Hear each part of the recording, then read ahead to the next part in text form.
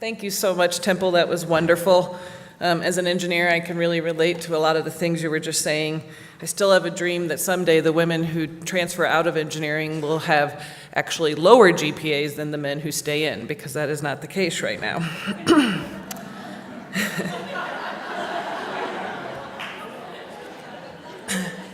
You know, different kinds of thinkers is just one form of diversity, right? And we know from our own experience, and we know from the wealth of research that's out there, that diversity helps everybody.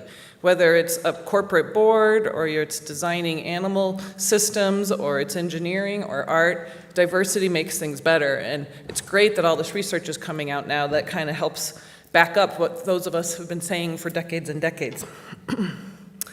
So now I have a really exciting announcement. In recognition of the 20th anniversary, the Commission wanted to offer a gift back to the CSU community that celebrates and recognizes the contributions of the Commission and of women in general to CSU and higher education.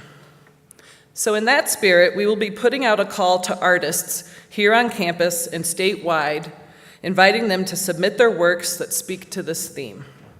We're looking for any and all artists' media: paint, sculpture, live performance, murals, videos, forms of media that we haven't even thought of. How we will unveil and promote the art will, of course, depend on the form it takes.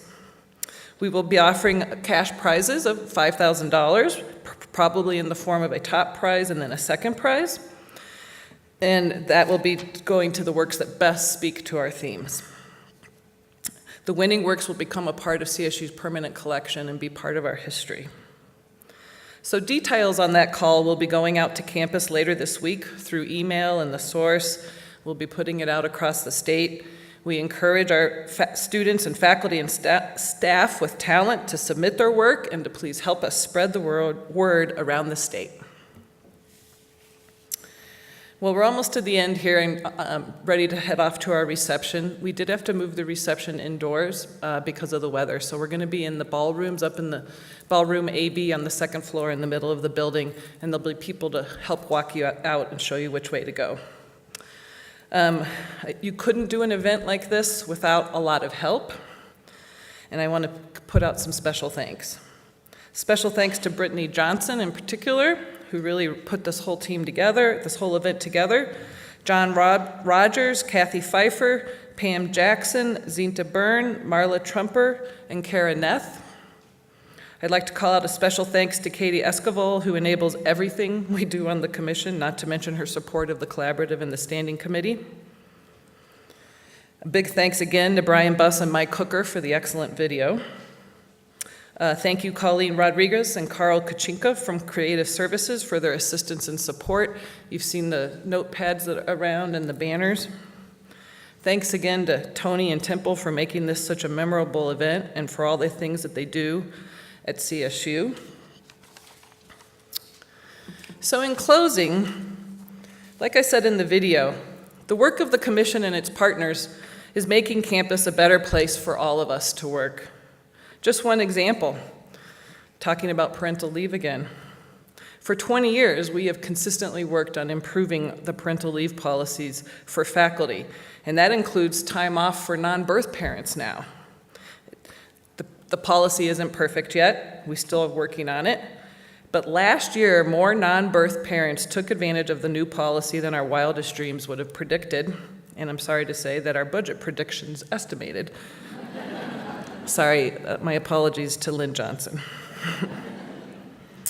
So when I walked out of my first commission meeting in tears almost 2 decades ago, the glass ceiling was so far above my head, and really above all our heads, that we couldn't even see it.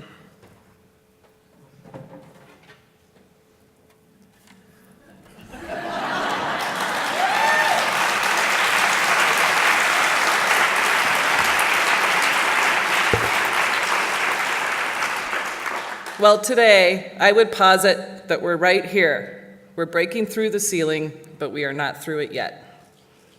And guess what? This is an uncomfortable position to be in. To try and make it through without dying from 1,000 cuts. I never would have guessed that I'd be quoting a white male NBA coach at this event. But then who would have predicted the current political environment even a few short years ago? I'd like to quote what Greg Popovich said in response to the recent swirl of conversation about kneeling football players. Oh, they're talking about that again. They pulled the race card again. Why do we have to talk about that? Well, Popovich said, because it's uncomfortable. He went on to say, there has to be an uncomfortable element in the discourse for anything to change. Whether it's the LGBT movement or women's suffrage, race, it doesn't matter. So can we change the culture and make the commission irrelevant in 2 years? No. 5 years? Probably not. Can we do it in 20 years? Yes, we most certainly can. If we keep up our momentum and we all work together, recognizing that it will be uncomfortable at times, and that's okay. And because it can be uncomfortable, it's all the more important to celebrate along the way. Remember, better is good. I promise to come back from retirement with Tony 20 years from now.